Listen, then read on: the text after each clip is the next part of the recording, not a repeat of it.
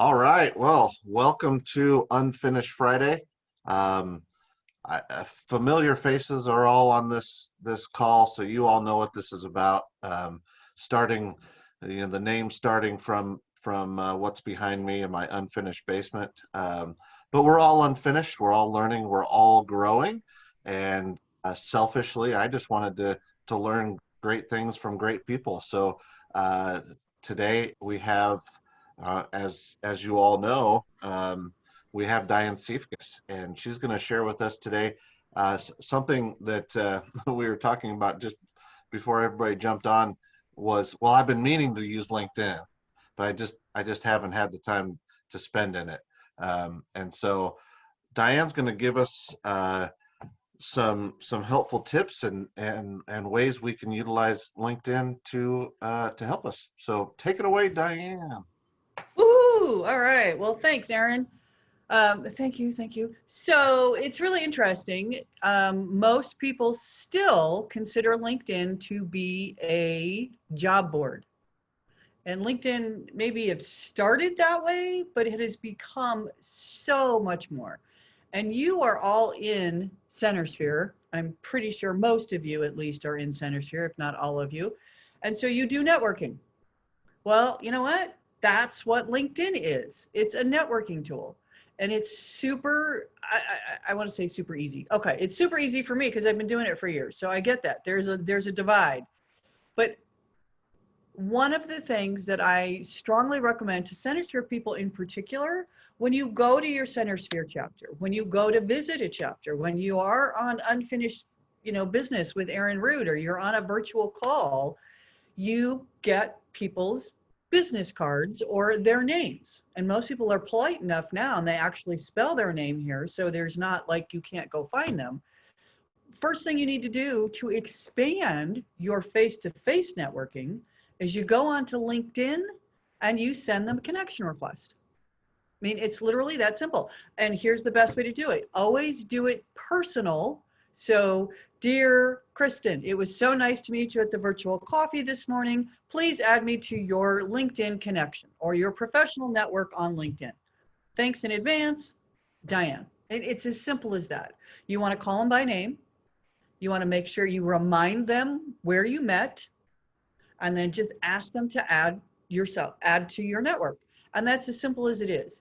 And I will tell you, one of the things that I've discovered, you will know a little bit about their time on LinkedIn is in how quick they respond to that. If you don't hear from them for 2 weeks, pretty good indicator they're not really big into LinkedIn, which is fine. You still want to connect with them, but that also tells you LinkedIn may not be the best place to follow up with them. You're going to want to maybe go to their profile and get an email. Of course, this all is based on what I call your hot, your warm, or your cold leads. Anybody in sales understands what that means. Hot lead is somebody that's like, yep, oh wow, this is a person who they are my primary target. They're my target audience. They're my perfect client. That's a hot lead. A warm lead is like, well, I think just from what I know about this person or this person's business, they're a warm lead. They're somebody that I think we could build some sort of a business relationship with. And then there's the cold, which is like, nope, not even close to being what my business model would be. And you kind of deal with them in those three camps.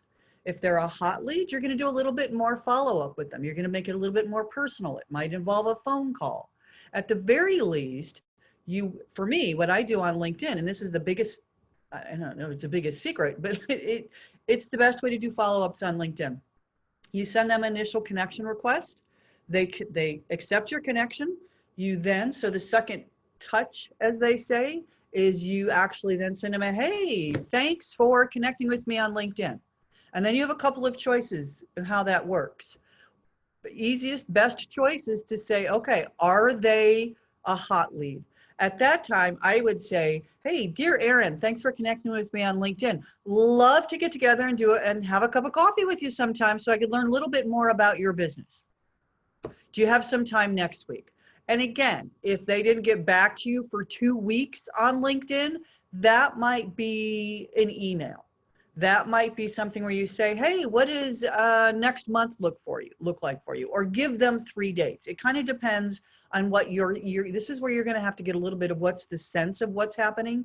And if you don't hear, but you make a note, you don't hear back from them in say 2 weeks, then I would reach out to them via email and say, hey, we just connected a couple of weeks ago on LinkedIn, just doing a follow-up. I'd love to get coffee with you sometime. Do you have some time next week? So it's kind of that 2-part process. If they are somebody who is on LinkedIn, and I actually recommend that everybody spend 10, I'm going to do this. I always go like this. I'm a hand talker. 10 minutes a day on LinkedIn. If you can take 10 minutes from your schedule every day for LinkedIn, your network will explode. It will explode. You will start seeing business. In those 10 minutes, you tweak your profile. You do your follow-ups. You read what other people have posted, and you like, you comment, you share. You get the notifications of whose birthday it is and whose job anniversary is happening. Centerspheres is starting to do some more stuff, and I think Kevin's got something to do with that because I'm seeing a lot of great graphics there. So go and engage with the Centersphere things that are already there. Join a group.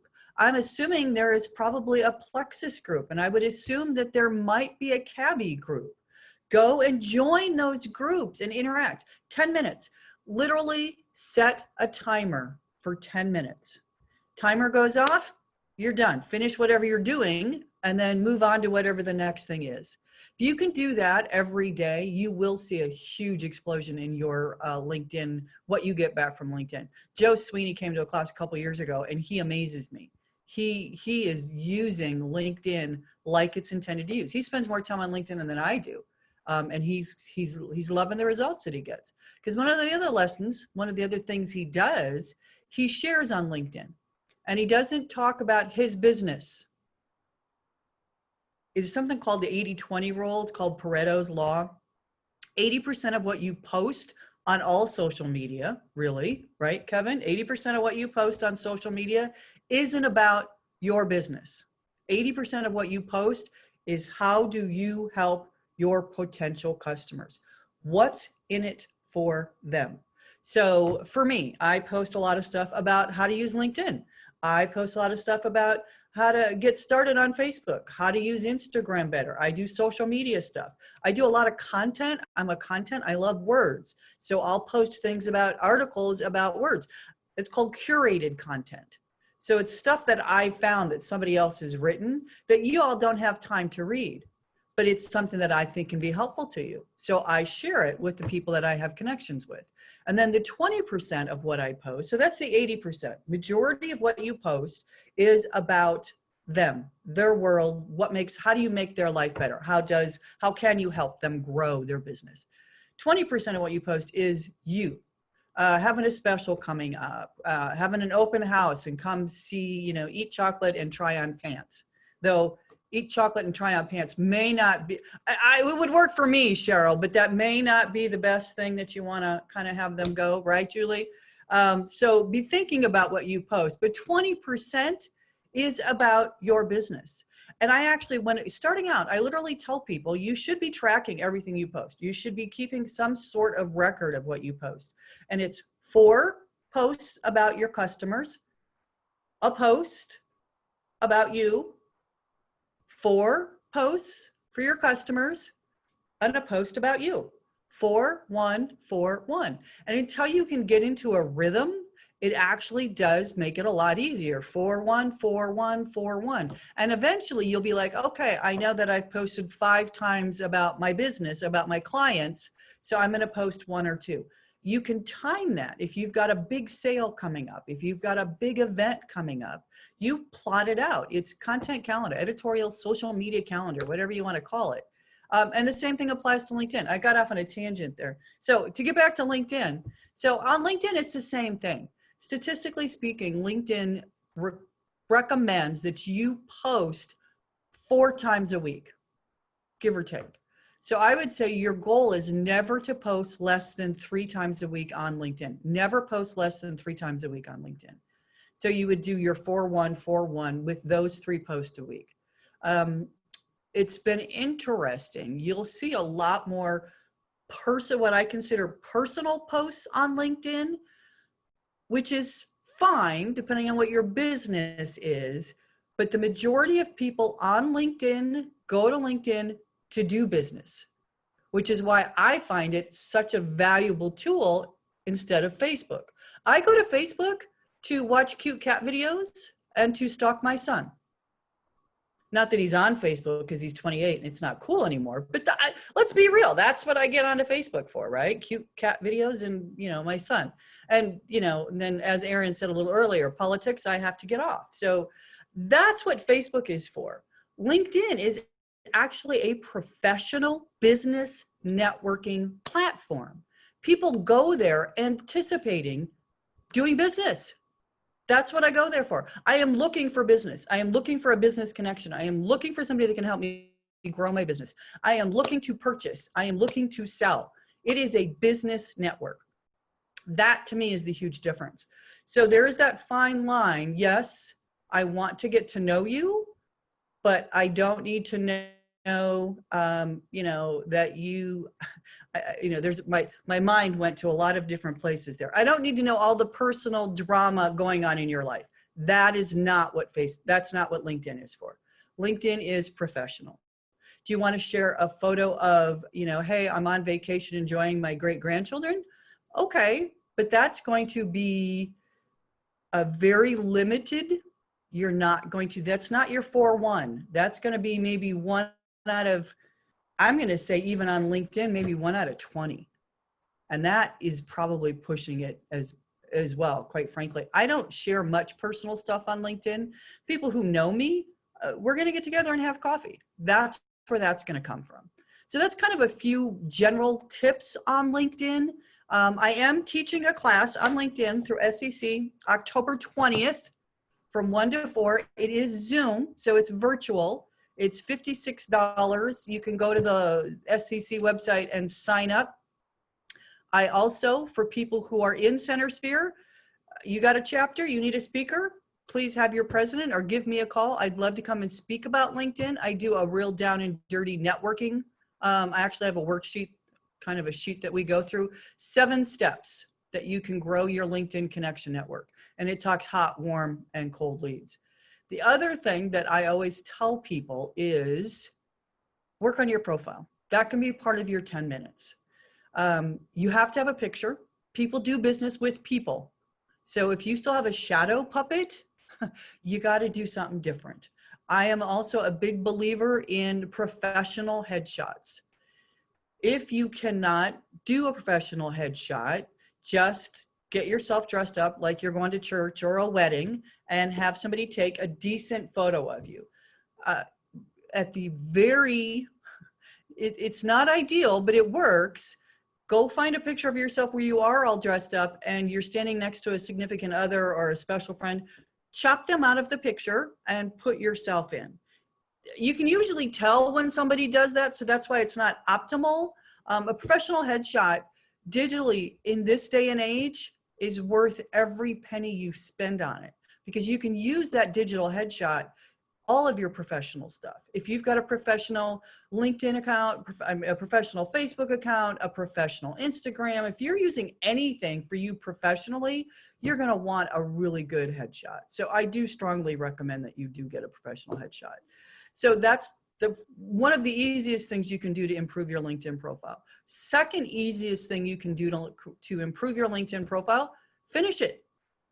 Put all your jobs in there. Now, rule of thumb for your experience is 3 jobs or 10 years. So 3 jobs or 10 years. And don't just put the job in. That's a great start, but have a sentence or 2 with a job description. Ideally, you want your job description in that experience to speak to the job you're currently doing. So I was social media, I don't remember, digital communications coordinator, I think is the official title for SEC that I did 12 years ago. In that description, I talk about managing social media. I talk about basically what I do now. That's how I can tell. I prove to people I've got the experience. I have the authority. So that job works for me in my current job. And it's the same thing. Every job you have should have something to do with the current job you're having. And if you're job seeking, you want it to say something about the job you're looking for. So that's kind of the really big rules. Have a picture and make sure your profile is complete, which means you cannot leave the about section blank. It is one of the hardest things to do because people don't like talking about themselves. And then they make it that, I call it the mouse in the pocket. You guys, I'm sure, if not, you're missing a treat when your mother says, you know, when you say, well, we want to do this. And they go, what, you got a mouse in your pocket? Something very joyful from my youth there. We don't talk in third person about yourself. People think you're psycho. So it's the same thing on a LinkedIn profile in the about section. You do want to make it about you, but it's a delicate balance, because if every sentence starts with the word I, then that just says selfish, which is why, again, it kind of freaks people out. So that is one thing I actually love to do, is to help people edit their about section. If you either come to this class on October 20th or hire me to do a one-on-one to work with you straight up on your professional profile or on your LinkedIn profile, that is one of my value adds. I will help edit your LinkedIn about section. You have to write it, but I'll help you edit it so it actually says what you need it to say. Because here's another thing a lot of people don't realize about LinkedIn. Google considers it a website. Your LinkedIn profile is your own personal website. It's searchable, so you're going to want to have keywords. And people Google you, what do you want them to find? Your LinkedIn professional profile or your Facebook page? If you're a professional looking to do business, you want them to find your LinkedIn profile. So you really do need to make it searchable. A bonus tip, as far as I'm concerned, is change your background cover photo for your LinkedIn profile. It used to default to gray, which was horrible. So they've upgraded it so everybody gets the constellation, which is, again, way better. But you really want to stand out. You need to have some kind of a background. So for example, I use Canva and I create my own Zoom background because I don't have a cool unfinished basement to go into. My background, you know, you get to see my kitchen. Otherwise, blah, you don't want to do that. It's a mess. So I go to Canva, C-A-N-V-A, free program you can get online, use a personal email, and you can create a LinkedIn cover photo. Do something, if nothing else, do a solid color. Do something that makes you stand apart. Because to me, that is just, again, the icing on the cake. That's when people look at you and go, oh, okay, they know more about LinkedIn because they've got a background. And then take it a step further. So again, I've branded. I've got and make sure I've got the right hand. Got my logo, and I got the fact that I'm a certified story brand guide. So I do words, and I know how to do words. So does that make sense? I mean, that's kind of a down and dirty, and I talked really fast. I don't know what else you were looking for, Aaron. Yeah, that's good. We are past 10:30, so I See, know I could talk for days. some people have jumped off already. That's okay. You know, you're welcome to stick around, and they obviously wanted to hear what you had to say, so that was good. If there's, we'll take maybe one question real quick, and then we'll get on with the rest of our day. I have a question for her nonprofit wise. What would you suggest for us in that realm? So thanks, Aaron, for asking, because here's something that I used to really be a big believer in, was creating a LinkedIn company page. I am not quite the big believer I used to be. It's harder to get traction on a LinkedIn company page than it is on a Facebook business page, just by the nature of the way it is. So what I tell people, use LinkedIn for personally, use your personal profile. So for you, Aaron, you are the face of your nonprofit. It's not terribly difficult for you to do that. So you're going to use your personal profile to grow your network. When you get to your network, it gets growth, I'd say around 500-ish people. Then I would maybe start that LinkedIn company page for your nonprofit. And then you're really going to start leveraging those 500 connections you have personally to come and like your company page. But it makes, I worked with a small accounting firm, and this was back when I was like, oh, we have to have a LinkedIn company page, or I must have one. And I got to tell you, I worked my tail off, and I think we got 34 people who actually followed his LinkedIn company page in a year. Now, statistically, LinkedIn says they're giving more, they're giving more notice, they're trying to help you more, but it's a lot of work for what you're going to get out of it. So use your LinkedIn profile first. When you're getting that where it needs to be, then the company page will do it. So for a nonprofit, you're still using your personal profile. Long answer for a short question, but. Awesome. Well, thank you, Diane, for joining us today. We're going to wrap up, and you guys, thank you again. That was some great stuff. I got lots of notes. My hands on a little, So thanks for coming on. You guys have a great Friday. Finish strong and have a great weekend. And we'll hopefully see you next week. Thank you. Thanks, Aaron. Appreciate the opportunity. You bet.